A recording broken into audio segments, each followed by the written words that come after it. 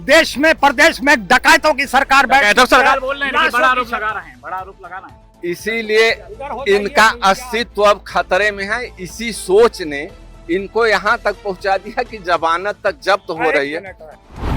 ये जमानत जब्त होने की बात करते हैं। जमानत तो जब 2024 में नरेंद्र मोदी की 240 पे लाके जब पटक दिया तो छटपटा रहा है। 5-5, 6-6 बिल लाया, एक भी बिल नहीं पास करा पाया। औंधे मुंह गिर गए। काहे के प्रधानमंत्री तुम? उपचुनाव ने सिद्ध कर दिया कि आज भी बाबा का क्रेज क्रमांक 1 पर बना हुआ है। और अगर दिल्ली में भी, तो मैं दिल्ली वासियों का भी बहुत बहुत शुक्रिया अदा करता हूँ, जिसने पुलवामा त्यारे को, गोधरा कांड को, और 5 तारीख को वही प्रयागराज में स्नान करने जाता है कुंभ में। मुख्तार अंसारी, अतीक अहमद और आजम खान, ये कोई बीतराग संत तो है नहीं। किसी पर टिप्पणी उठा देना और अपने गिरेबान में न झांकना, ये कोई बीतराग संत है जो विपक्षी को लड़ाता है। लाशों के ढेर पर सत्ता करने का काम करता है नरेंद्र मोदी। मैं तो शुक्रिया अदा करता हूं मिल्कीपुर की भारतीय जनता पार्टी के सनातनी जो वोटर्स थे, उनका मैं शुक्रिया अदा करता हूं कि उन्होंने अपने ही हत्यारे को जिताने का वहां प्रयास किया, योगी आदित्यनाथ के कैंडिडेट को जिताने का। देखिए, निर्वाचन आयोग और सीबीआई और ईडी ये पिजड़े का तोता बनता जा रहा है। अभी तक ईडी और सीबीआई पिजड़े का तोते थे, अब चुनाव आयोग भी पिजड़े का तोता जा रहा है। आरोप लगा रहे हैं, बहुत बड़ा संवैधानिक पद है, एजेंसी है, ऐसा नहीं हो सकता है। बहुत बड़ा स्वायत्त संस्थाएं है ना ये सब, लेकिन स्वायत्त संस्थाएं अपनी जमीन बेच दिया है, तो इसका क्या मतलब है? जब डिम्पल यादव जी चुनाव जीती थी, उसने कन्नौज में समाजवादी पार्टी की थी, वो भी निर्विरोध जीती थी, समझो। जब निर्विरोध जीती थी तब किसी ने नहीं उंगली उठाई थी, और चुनाव आयोग पर बार बार चुनाव उंगली उठ रही है। और यही भी 37 सीटें समाजवादी 5 की 37 सीटें पाई, तब तक तो चुनाव आयोग सही था, तब तक ईवीएम सही थी। ईवीएम को जो है मनमोहन सिंह जी की ही सरकार लाई थी। नमस्कार, आप देख रहे हैं 24 अड्डा। इस वक्त हमारी मौजूदगी समाजवादी पार्टी के प्रदेश कार्यालय में। आप देख सकते हैं मिल्कीपुर चुनाव का जैसे ही परिणाम जारी हुआ, उसके बाद समाजवादी पार्टी खेमे में सन्नाटा पसर गया है। प्रदेश कार्यालय की बात कर ली जाए, यहाँ लगातार कार्यकर्ताओं का आना जाना लगा रहता है, लेकिन कल जिस तरीके से मिल्कीपुर के परिणाम है, उसके बाद समाजवादी पार्टी कार्यालय में बिल्कुल सन्नाटा पसर गया है। आप देख सकेंगे तस्वीरों में कि लगातार लोग आ जा रहे थे। उसके अनुसार देखी जाए, तुलना की जाए तो लोगों के आवागमन में कमी देखी जा रही। समाजवादी पार्टी प्रदेश कार्यालय में इस तरह से गाड़ियों का तांता हमेशा लगा रहता था, लेकिन आज वहां सन्नाटा पसरा हुआ है। मिल्कीपुर की बात कर ली जाए, मिल्कीपुर चुनाव को लेकर सपा प्रमुख समाजवादी पार्टी के प्रमुख अखिलेश यादव ने बहुत सारे सवाल इलेक्शन कमीशन पर लगाए थे। उसको देखते हुए मिल्कीपुर में जिस दिन मतदान हुआ, उस दिन भारतीय जनता पार्टी पर बहुत सारे सवाल खड़े किए थे, और सबसे बड़ा सवाल निर्वाचन आयोग पर खड़ा किया था। लेकिन समाजवादी पार्टी कार्यालय में हमेशा जहां कार्यकर्ताओं का आना जाना लगा रहता था, वहां इस तरीके से आज सन्नाटा पसर जाना बहुत सारे सवाल खड़े करता है। आप देख सकते हैं तस्वीरों में कि एक होल्डिंग रात में लगाई गई थी समाजवादी पार्टी के कोई कार्यकर्ता, उन्होंने लगाया था कि अपील की थी 27 को लेकर समाजवादी पार्टी तैयारियां कर रही थी। उन तैयारियों को मद्देनजर प्रदेश कार्यालय में बहुत सारी होर्डिंग्स लगती थी। डेली कुछ ना कुछ ऐसी होर्डिंग लगाई जाती थी जो मीडिया की गलियारों में सियासत काफी तेज, हवाएं राजनीति में तेज चलती थी। उपचुनाव ने सिद्ध कर दिया कि आज भी बाबा का क्रेज क्रमांक 1 पर बना हुआ है। विपक्ष हमलावर है, कह रहा है बीजेपी ने बूथ कैप्चरिंग किया। उदय प्रसाद जो सांसद हैं मानने को तैयार नहीं है कि उनके बेटे सपा की सीट वहां से नहीं निकल पाई है। कैसे देखेंगे? अब अगर कोई 60-61 हजार से जीतता है तो क्या ऐसा भी बूथ कैप्चरिंग हो सकती है? अभी दिल्ली का हम चुनाव जीते, उसमें बहुत सी सीटें आम आदमी पार्टी ने जीता है। अगर ऐसा ही करना होता तो हम 100% सीट न जीते होते। और भी लोग देखिए बड़ी दावा कर रहे हैं, कह रहे हैं हम लोग 100% सीट जीते हो गए अगर बूथ कैप्चरिंग की गई होती। क्या कहेंगे? मैं उस पे नहीं आता, मैं आपके सवाल पे ही जवाब देता हूँ। सवाल आपसे है, मिल्कीपुर में जो जीत हुई इसको कैसे मानते हैं? मैं उसी का जवाब दे रहा हूँ। मैं तो शुक्रिया अदा करता हूँ मिल्कीपुर की भारतीय जनता पार्टी के सनातनी जो वोटर्स थे, उनका मैं शुक्रिया अदा करता हूँ कि उन्होंने अपने ही हत्यारे को जिताने का वहां प्रयास किया, योगी आदित्यनाथ के कैंडिडेट को जिताने का, सनातन के हत्यारों को जिताने का काम किया और उसके आंकड़े को छुपाने का काम किया। ऐसे सनातनियों को मैं शुक्रगुजार हूं जिन्होंने मिल्कीपुर में भारतीय जनता पार्टी को जिताया है। और अगर दिल्ली में भी, तो मैं दिल्ली वासियों का भी बहुत बहुत शुक्रिया अदा करता हूं, जिसने पुलवामा के हत्यारे को, गोधरा कांड के हत्यारे को, और 5 तारीख को वही हत्यारा प्रयागराज में स्नान करने जाता है कुंभ में, वो लाशों के ढेर। बड़ा सवाल खड़ा करें, नहीं, एक मिनट, बिल्कुल आऊंगा। अब ये बताइए जी। अच्छा, अबू अतीक अंसारी और मुख्तार अंसारी, अतीक अहमद और आजम खान, ये कोई बीतराग संत तो है नहीं। किसी पर टिप्पणी उठा देना और अपने गिरेबान में न झांकना, ये कोई बीतराग संत है जो विपक्षी को लड़ाता है? देखिए सुनिए, पहले तो वो मेरी पार्टी के नहीं है, क्योंकि मैं अब मजबूरी, अब ये बोलना पड़ रहा मुझे, मैं कांग्रेस का प्रवक्ता भी हूँ। मेरे कहने का प्रवक्ता है आप? जी, मैं कांग्रेस का श्रम प्रकोष्ठ प्रदेश प्रवक्ता खाता नहीं खुल रहा है आपकी, दिल्ली में भी खाता नहीं खुला आपकी पार्टी का। आने दीजिए, उसी पे आने दीजिए। आपने बीच में काट दिया ना, उसमें गड़बड़ हुआ। मैं ये कह रहा हूँ कि मैं दिल्ली की सनातनी जनता का शुक्रगुजार हूँ, पूरी दिल्ली का शुक्रगुजार हूँ, जिन्होंने अपने हत्यारों के को सत्ता में लाए।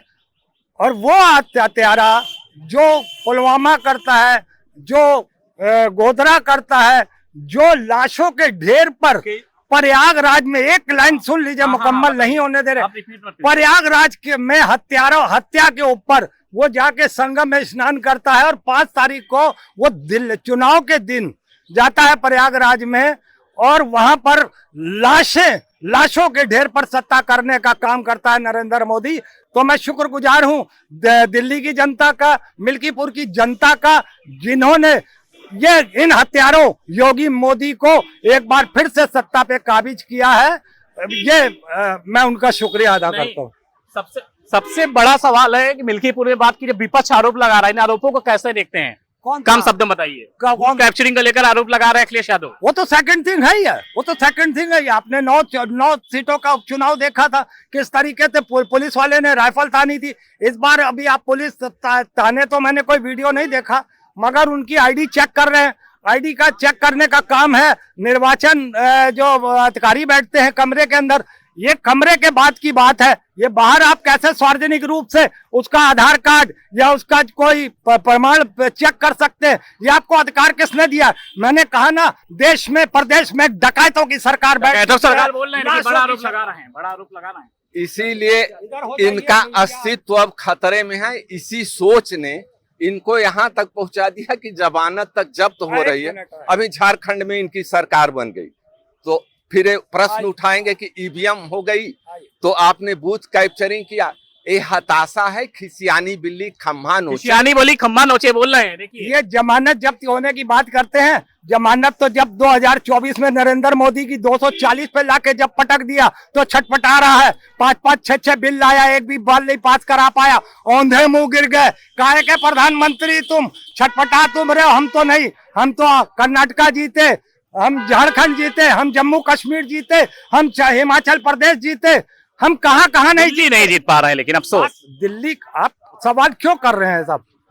जब मैंने अभी आपको कह दिया ना कि दिल्ली की जनता का मैं शुक्रगुजार हूं कि उन्होंने एक शीश महल बनाने वाले, दूसरे राजमहल बनाने वाले को जिताया, कांग्रेस को नहीं जिताया। जो एक आदर्शवादी पार्टी, एक सभ्यता से रहने वाली, एक विचारधारा वाली पार्टी, एक सभ्य पार्टी जो कांग्रेस थी, उसको नजरअंदाज करते हुए, आपने याद होगा नरेंद्र मोदी से पहले 10 साल मनमोहन सिंह रहे, देश की क्या हालत थी, क्या अर्थव्यवस्था थी, पूरी पटरी पे ला दी उन्होंने देश की अर्थव्यवस्था को।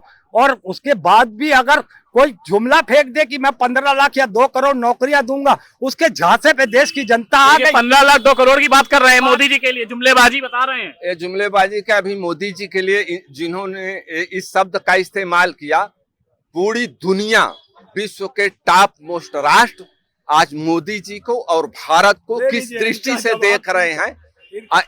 इन लोगों की सोच की अभी ये बात करते यहाँ जी, और ये पार्टी आज कालवाह है, भगवान राम को भी काल्पनिक मानती है, सुप्रीम कोर्ट में हलफनामाएं देते हैं। ये सब सनातन विरोधी हैं। 62 में एक तरफा चीन, कैलाश पर्वत, मानसरोवर जी, सियाचिन ग्लेशियर सब चीन के कब्जे में चला गया। यूपीए 1 और यूपीए 2 बोफोर्स तोप का एक घोटाला करके एक रक्षा सौदा नहीं कर पाए। भारत की सेना को कमजोर कर दिया, भारत की सामर्थ्य को कमजोर कर दिया। आज ये विचारों से कालेवा है। भारत की जनता इन लोगों को बखूबी पहचान। और भी लोग इनसे बातचीत करेंगे। दादा क्या कहेंगे, मिल्कीपुर का चुनाव बीजेपी जीत गई, विपक्ष आरोप लगा रहा है, अवधेश प्रसाद जी मानने को तैयार नहीं, सीट हार चुके हैं, क्या कहेंगे?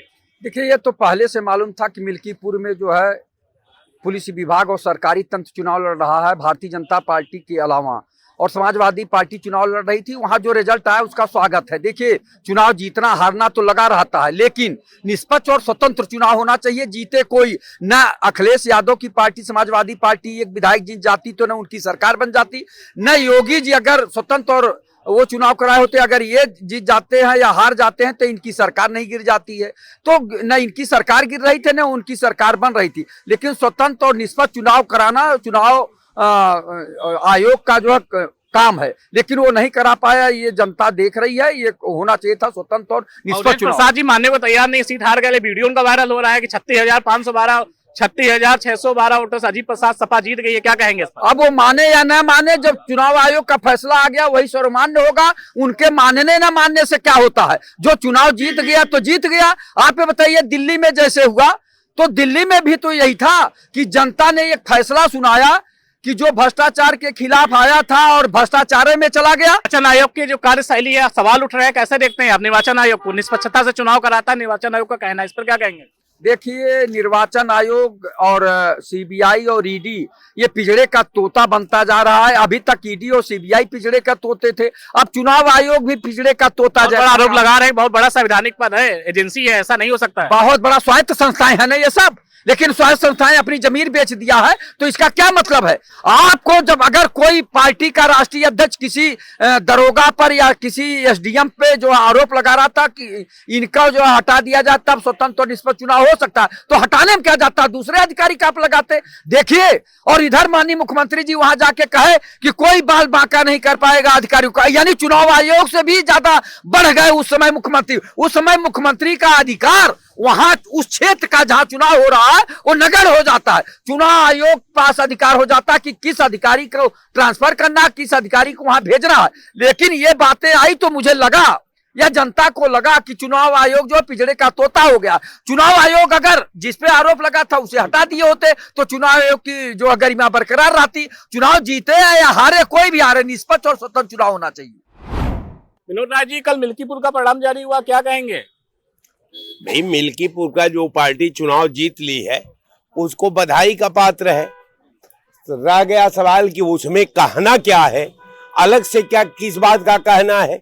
जब सरकार का फाइनल डिसीजन हो करके जब सरकार संवैधानिकता का मूर्त रूप दे देती है, उससे पहले तो आप चाहे जितना कह ले, लेकिन जब मुहर लग गई तब उसके बाद तो कुछ कहने को बचा नहीं। ये देखिए, कह रहे हैं आवास पर जेल बनाई गई थी जो कार्यकर्ता थे सपा के। ये लोग अनर्गल पर आप कुछ भी लगा लें, हारने के बाद वही कह तो रहा हूँ, विपक्ष के पास कोई मुद्दा भी ही नहीं। विपक्ष ने जैसा कार्य किया है जनता के साथ वही वो दूसरे की तरफ इंगित कर रहा है। और भी रही बात उसकी कि अगर अंदर थे उनके कार्यकर्ता तो उनको जाना चाहिए था। उनको कहाँ पे गए, कहाँ पे काउंट नहीं था, सूरज रावत नहीं लड़ रहा था, काउंट 10 लोग और नहीं लड़ रहे थे, सबको वोट मिला। कहाँ से वोट मिल गया? वोट जब जनता नहीं देगी, ये लोग जनता के उसको नकार रहे हैं, इसीलिए जनता इनको नकार रही है और इनको नकारती चली जाएगी। जो तुमने जनता के साथ किया है, इन पार्टियों ने जनता के साथ जो विश्वासघात किया है। अवधेश प्रसाद जी की बात करी जाए, अवधेश प्रसाद जी मानने को तैयार ही नहीं थे कल शाम को कि अजीत प्रसाद चुनाव हार गए हैं, कैसे रहेंगे? वो कैसे मानेंगे? वो तो कह रहे थे, कुछ चैनल पे कहे थे कि मैं इस्तीफा दे दूंगा अगर हार जाएगा मेरा लड़का। अब इस्तीफा वो दे। सराफत अली जी, मिल्कीपुर का परिणाम जारी हो गया है, कैसे देखते हैं, क्या कहेंगे? विपक्ष बहुत सारे सवाल खड़ा कर रहा है चुनाव आयोग पर।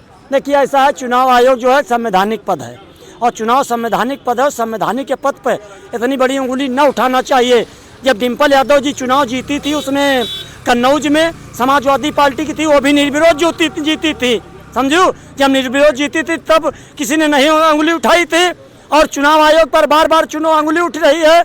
और यही भी 37 सीटें समाजवादी 5 की 37 सीटें पाए, तब तक तो चुनाव आयोग सही था, तब तक ईवीएम सही थी। ईवीएम को जो है मनमोहन सिंह जी की ही सरकार लाई थी।